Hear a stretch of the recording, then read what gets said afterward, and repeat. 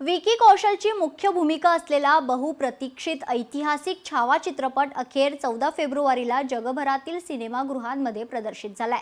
छत्रपती संभाजी महाराजांच्या शौर्याची गाथा सांगणारा हा चित्रपट पाहण्यासाठी सिनेमागृहांमध्ये प्रेक्षक गर्दी करत आहेत। चित्रपटाबद्दल प्रेक्षकांमध्ये प्रचंड उत्साह पाहायला मिळतोय। तर या संदर्भात जितेंद्र आव्हाड यांच्याशी बातचीत केली आमचे प्रतिनिधी मनीष गांगुर्डे यांनी। ऐतिहासिक भूमिका ज्यांना आवडतात, इतिहासाची आवड ज्यांना आहे, ते जितेंद्र आव्हाड आज रिलीज झालेला विकी कौशल यांचा छत्रपती संभाजी महाराजांवर चित्रित झालेला चित्रपट छावा, तो छावा चित्रपट बघण्यासाठी ते आलेले आहेत। नेमकं चित्रपट कसा आहे, काय आहे, हे आपण जाणून घेणार आहोत जितेंद्र आव्हाड यांच्यासोबत। आव्हाड साहेब, स्वागत करतो लोकशाही मराठीमध्ये।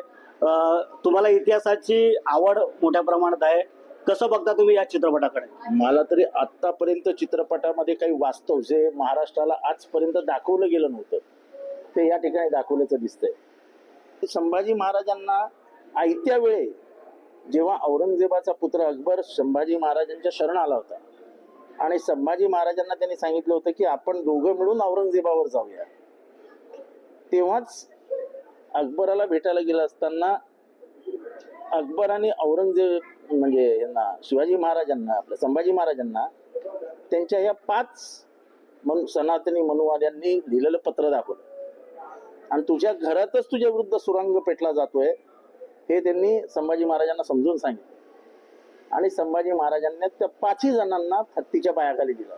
हा इतिहास आतापर्यंत कुठल्याच पिक्चर मध्ये दाखवला नव्हता, या पिक्चरनी तो दाखवला आणि ते वास्तव आहे। चित्रपटात संभाजी महाराजांची ज्यांनी भूमिका केली विकी कौशल यांच्या अभिनयाबद्दल अप्रतिम भूमिका केली, अप्रतिम। सर, महाराष्ट्रातील संभाजी महाराज प्रेमी जनतेला तुम्ही काय आव्हान कराल? आणि हा पिक्चर बघा, पिक्चर मधनं इतिहास नाही समजत, पण कमीत कमी त्या 5 जे त्यांनी हत्तीच्या पायाखाली दिले संभाजी, या पिक्चर मध्ये दाखवलंय, ते का दिले, कशासाठी दिले, कोण होते ते, याची माहिती घे।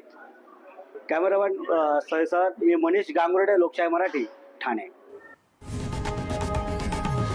लोकशाही मराठी ऐका, पहा, जागरूक रहा।